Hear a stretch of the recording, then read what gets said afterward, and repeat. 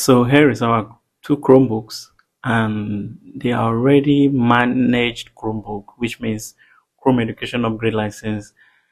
They have been enrolled on Chrome Education Upgrade License. So we just get right into it.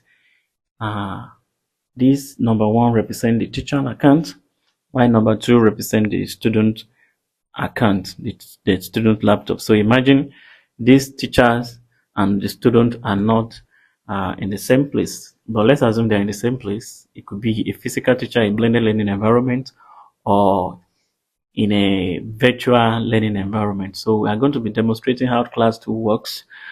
So let's just log in and jump right into it. Make sure the two Chromebooks are enrolled. So we have another video coming up on how to enroll your Chromebooks on Chrome Education Upgrade. So once you have an enrolled Chromebook, this is how your app interface looks like. As you can see on the teacher's Chromebook, class 2 is automatically installed. Let's check the student Chromebook too. As you can see, class 2 is automatically installed. It's a system app, so student cannot uninstall it. It's already there. The only thing that can remove this app is when this Chromebook is unenrolled from Chrome Education Upgrade license. So we are not going to touch the student computer. The student doesn't have to open Google Classroom, nothing. Let's just focus on the teacher. So I'm the teacher now. Let me go to Google Classroom.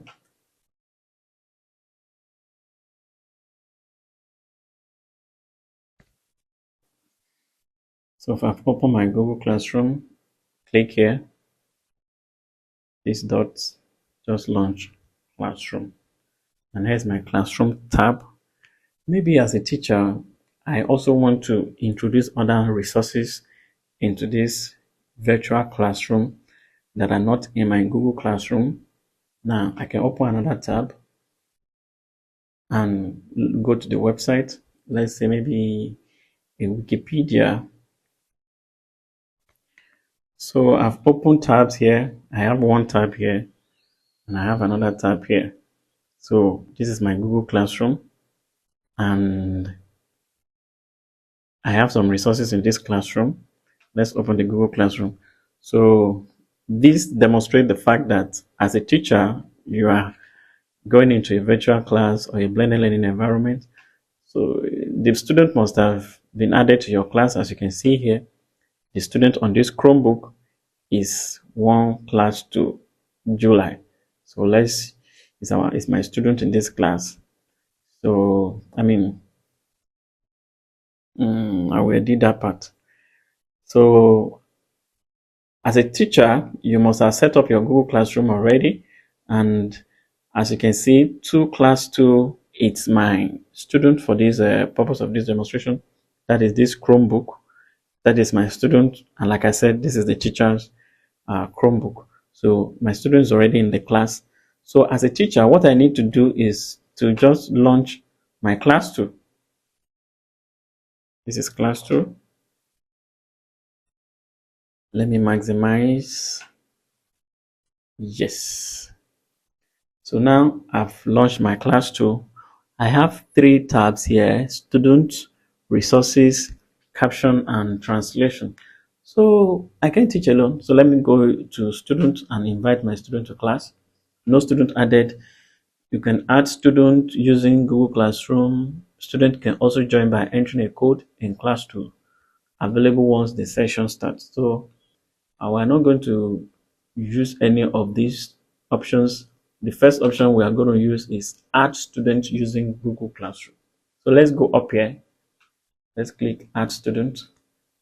So as you can see, my class pop-ups here, class 2 demo. That's my class. I click it.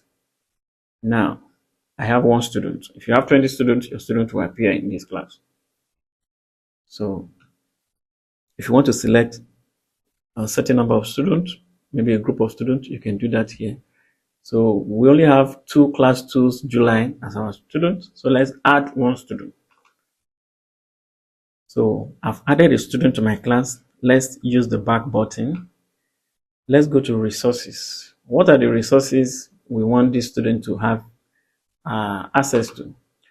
For the purpose of this demonstration, I'm going to add different resources. But for teachers to minimize distraction, I would suggest you add resource per class, per each session, so that you don't want students to move from one tab to the other. So, but even if you open too many resources in each tab, you can always limit the interaction of your student with those tabs. So let's go to classroom assignments to directly go to my Google Classroom. Google Classroom now I have photosynthesis, I have engineering, I have video, but let's use the photosynthesis. Yes, let's add photosynthesis. Let's add engineering for life, for if. So let me add two assignments.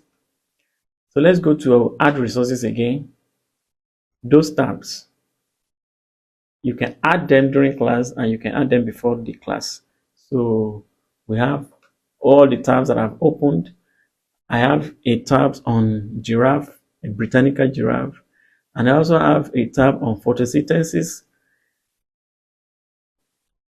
So I also have a tab on photosynthesis. If I want to add all the tabs, I can add them. But for the purpose of this demonstration, let's add photosynthesis and giraffe. So I have 4 tabs now. 4 tabs that will open in my student class too. So let's look for caption and translation. Do we want the student to listen to us? Read whatever we say on their screen, and they can also transcribe it in their own preferred language. I'm speaking English now. Maybe I have a Spanish student in my class. So my student can toggle the language of their choice while I speak in the class. So let me switch it on. Class 2 will use my microphone. As you can see, you can see the live transcription of what I'm saying right on the screen. So when I launch this class, my student can select. So if I go here and change the language, you can see a lot of languages are here. Almost all the world languages are here. So let's go back with show caption on my screen. So now, after that, let's click next. This is where it gets more interesting. So the teacher will select the time. In a very well-structured learning environment, the school has timetable. So as a teacher, when it is your time to go and teach this class, you just select the duration. So for the purpose of this demonstration, let's select 30 minutes. I think the maximum you can select is 120 minutes. Yes, it is 120 minutes. So for the purpose of this demonstration, let's select 30 minutes. Only allow class to. Yes, this is the most important settings we need to emphasize on. Only allow class to. If you turn it off, you are going to open distraction for the student. If student will not be able to focus in the class, they might have access to their browser, to other tabs, to camera, to other things. So it is important to toggle this on. It is on now. So let's start our session and see where the magic happens. So as you can see now, I'm not touching the student laptop. The student laptop is just there. The student is just waiting for the teacher to come to the class. The student is not even in Google Classroom. Let's assume the student doesn't have to open Google Classroom. So let's start the session and see how the magic happens. So the session has started. As you can see, automatically it pops up. Automatically it pops up on the student Chromebook. So on the student Chromebook now, you can see Monday afternoon class.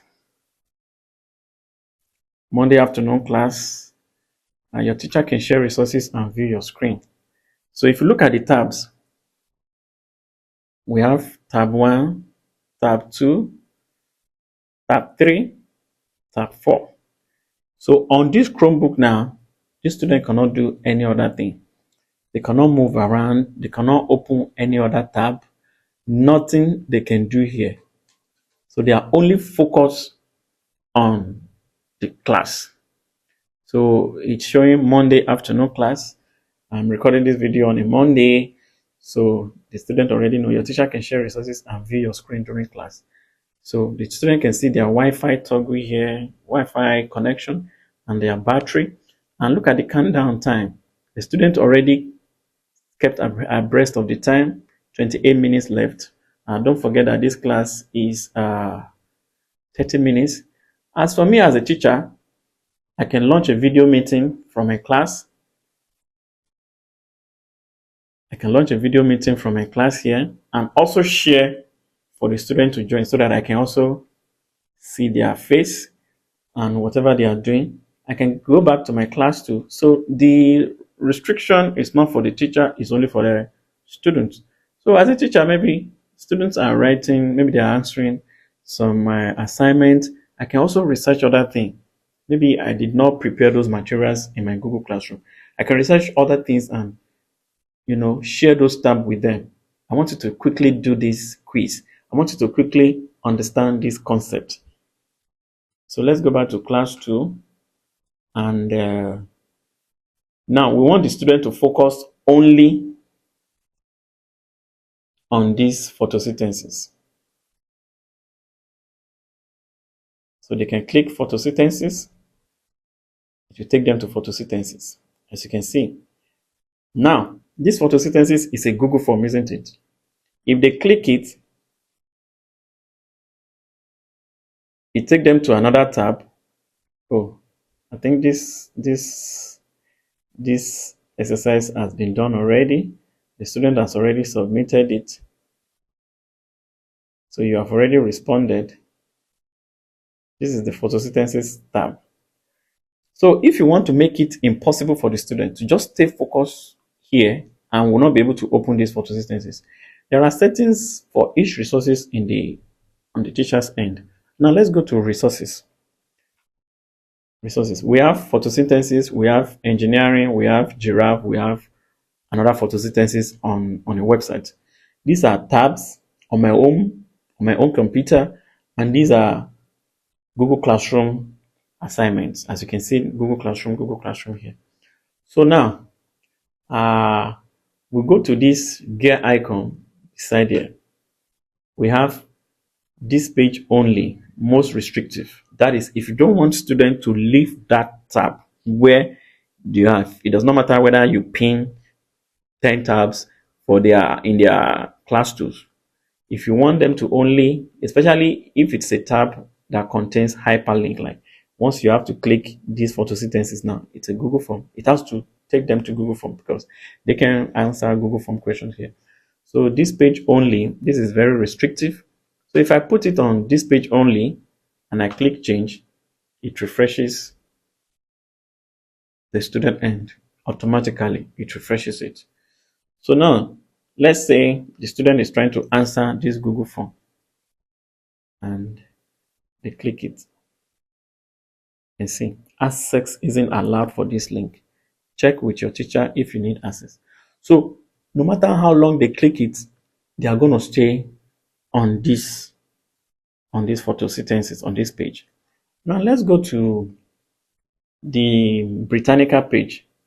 So now my student is on this animal nature. We're talking about giraffe now. So it's a website, isn't it? So if I don't want my student during class to have access to all these links, this is a Britannica website.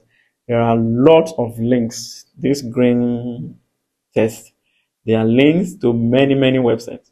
So let's try and click this species.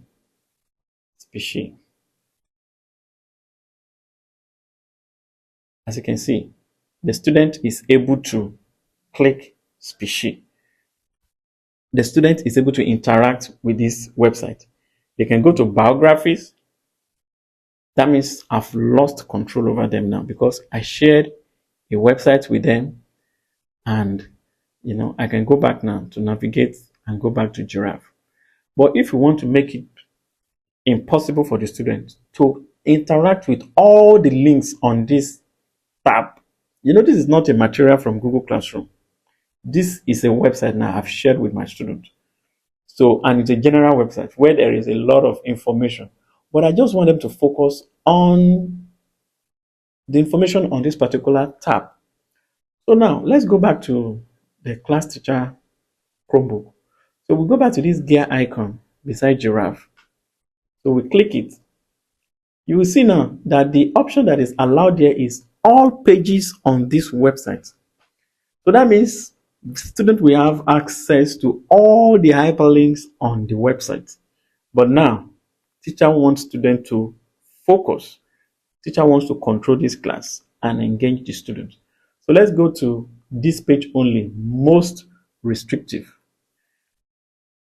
And kindly note that there is another setting here, other Google sites only, because it's not a Google app. So this feature is not available. So let's go to this page only. As you can see, the student, let's go to change. It will refresh. The student doesn't have to do anything. So as you can see now, we have the same page, but there's a lot going on in the background. Now, the species, as you can see, student cannot click anything. As you can see, I'm clicking species, I'm clicking genus, student cannot interact. Let's go to science and technology, student cannot interact. Biography, even if they try to watch this image, cannot log in, you cannot create accounts, you cannot do anything, you cannot ask any chatbot a question. So all the links, all of them, nothing is nothing is working there now. So students can concentrate on this website. So now I want my student to focus on Google Classroom. I will now have to close these tabs, these resources, this website tab. Maybe they are done with what they are doing. So I will have to close it. Let me close it. As I'm closing, it will reflect there. The teacher has removed content in class 2. So let's go back to the tab now. We have engineering and photosynthesis. Now let's go to engineering. So which settings do we have for engineering? Other Google sites. So the reason why I put this resource setting in this class on other Google sites only is because the content on that in that assignment is a YouTube video.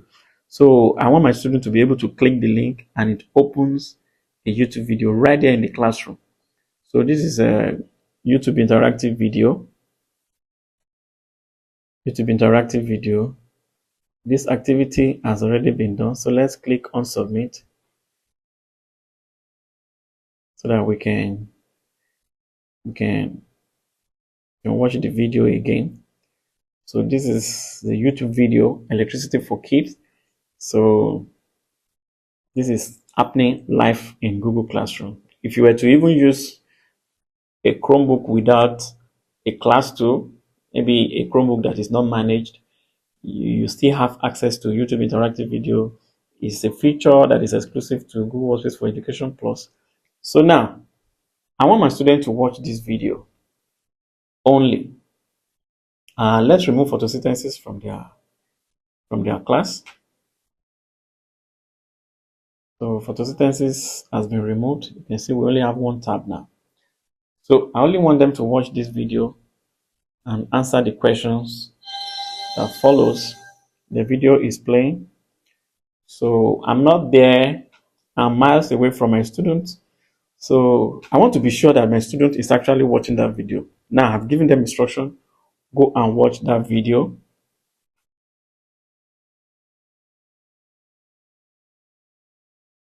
So let me turn on my transcription, allow student to use caption.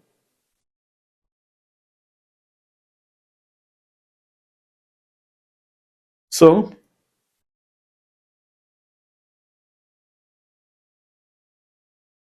kindly go and watch. So if the student did not turn in their caption at the beginning of the class, they can just move up here on their student Chromebook and navigate to the home, and turn on show captions of my teacher's voice, and you can go back to the class. So the caption will appear now, whatever I'm saying. So as you can, my student, I want you to watch this video and answer the question that follows. Make sure you rewatch if you don't understand any of the question. So I want my student to watch the video now while I do other things on my computer. Knowing fully well that they can live here and I can also monitor if they are actually watching the video. So let's get started. So my student will continue to watch the video.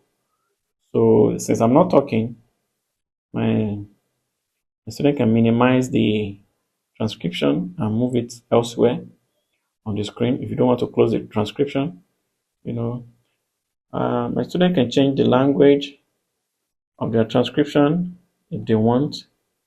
So let's hold on for that now. So I want to see if my student is actually watching this video. I will come back to students, to my home page. The student is doing it. I'll come back to my home page, click student, and see this icon, view screen. Now once I click it, a little information, a little countdown will pop up here. Once I click it here, a little information will pop up here telling my student that your teacher is about to view your screen. So I want to connect to my student screen now. So I'm student now. You can see your teacher is about to view your screen. So voila. I can see my student screen. I can see what they are watching, how they are answering questions. I am very sure they are right there in this class. That's fantastic. So I know the number they are, and I know that they haven't submitted. So this is student screen. This is teacher screen. I have multiple tabs here. I have my student screen here. I've minimized it. I can come on. I can come there anytime. This is the screen. I can minimize. I can even minimize my class too. I can go back to my website, arrange other materials for them if I've not prepared for my materials in Google Classroom. Maybe you're using Airpod, you're using Kahoot, you're using other non-essential edtech tool. You have multiple tabs that you can share selectively with your students. Sharing a website to your students whereby they can even open the website. So I can go back intermittently to check if my student is still doing it. So you can see live and direct whatever my student is doing on the computer, I can monitor. If I have many students in my class, maybe 10, 20 students, I can view all their screen all together. I can also project my own screen to everybody. I can even pick a student screen and project it to everybody. Everybody, let's see what Alex is working on his screen, and so on and so forth. So let's move to another mind-blowing feature in class tools. Now, I can't wait to start taking in your questions. How do I see the student face? How do I know where they are sitting if this is not a blended learning environment? So let's go back to Google Classroom. Your student already belongs to the same classroom as you are. These are the information I posted on the class stream. So let's assume your Google Meet is already available in the class. You click join meeting, as you can see, visible to students. So let's join this meeting. Now I've started a meeting. I've started a meeting. I don't want to show my face. So I will join the meeting now.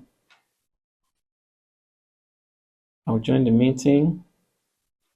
So for my student to join, I will have to go back to my class 2 and add this Google Meet into our resources tab. So let's assume they are done with this YouTube interactive video question. Let me close it, or I can leave it. So let me add the resource open tab, Meet link. So I will open that tab. So it giving my student update that a new tab has been added. So you can see my student can see here.